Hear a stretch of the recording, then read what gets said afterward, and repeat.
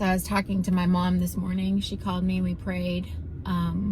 Last night, one of my girlfriends sent me this podcast and she was like, you need to listen to this immediately. And I did.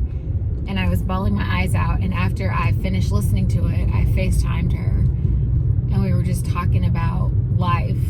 And then my mom and I had, oh, he was going to ride in the middle of the street. My mom and I had a really great conversation just about life and moving forward. And this morning I got really teary-eyed. Last night I was crying too, because I was just like, man, God, like you've stripped me of everything. You've literally stripped me of everything. And I've been in this position before. You know, he's stripped old relationships from me. Recently, he has stripped my home. You know, the place that's supposed to be my safe haven has been a cause of poison to me. I don't want to claim that, but yeah, that's what's been going on, and having to get rid of my things and just the crazy inconveniences of life.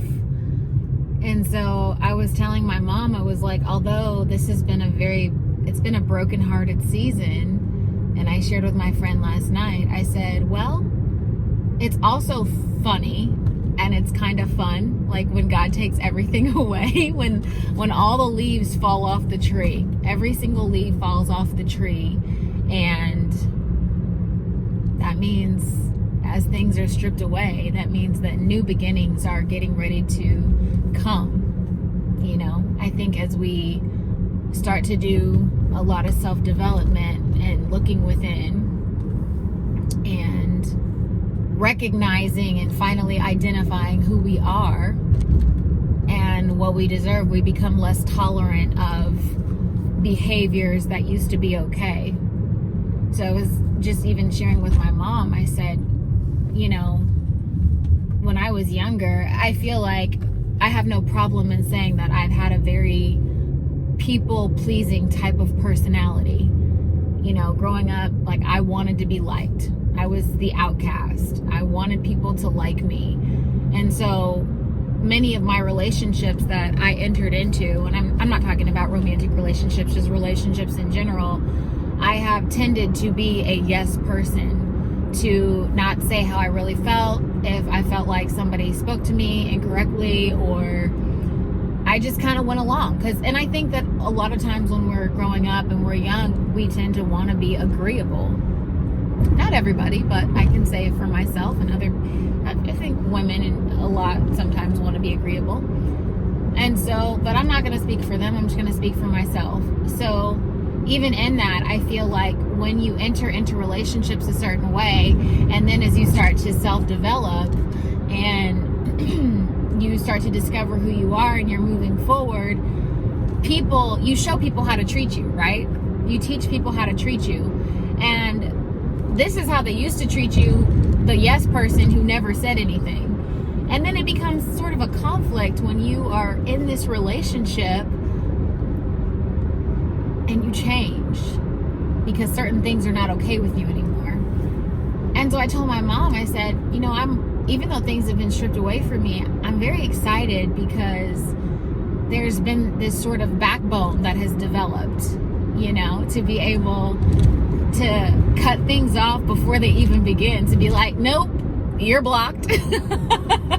She's like, girl, you love the block button. Yeah, I got that from another friend. I had another friend who was like, blocked. I was like, let me use this feature. Let me use this block feature on the iPhone. Let me start blocking, you know, like people can't come at you a certain way. So, you know, you cut things off at the source before it can even take root, before it can even start to produce life. And I just feel like the more you start to, and here's the thing, the one thing I was telling my mom, I was like, Mom, there is no worse feeling in the world than feeling like you were in a situation or in a relationship, and not only did you feel like, I don't ever want to paint a situation that we're all victims or people did things to us, because I think a lot of the times we allow things to happen. We allow it.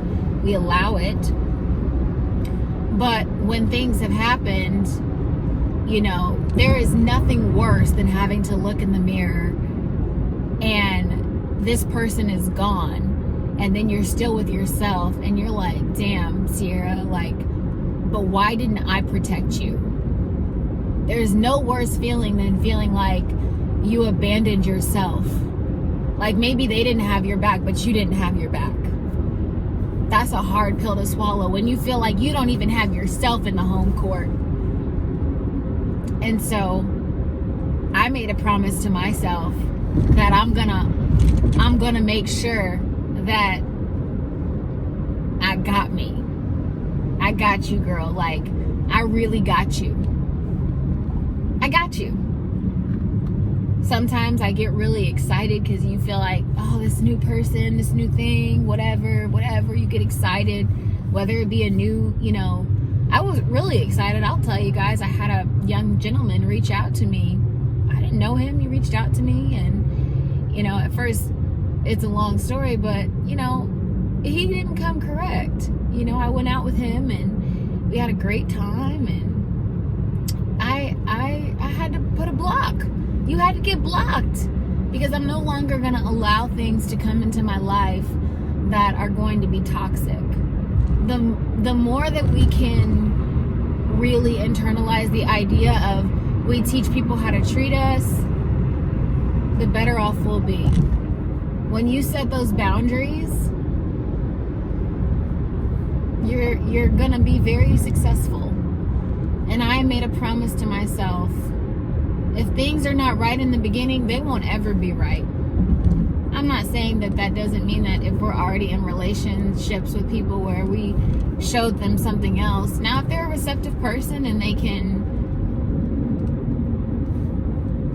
take heed to what you're saying and there's that sort of mutual respect, that's cool.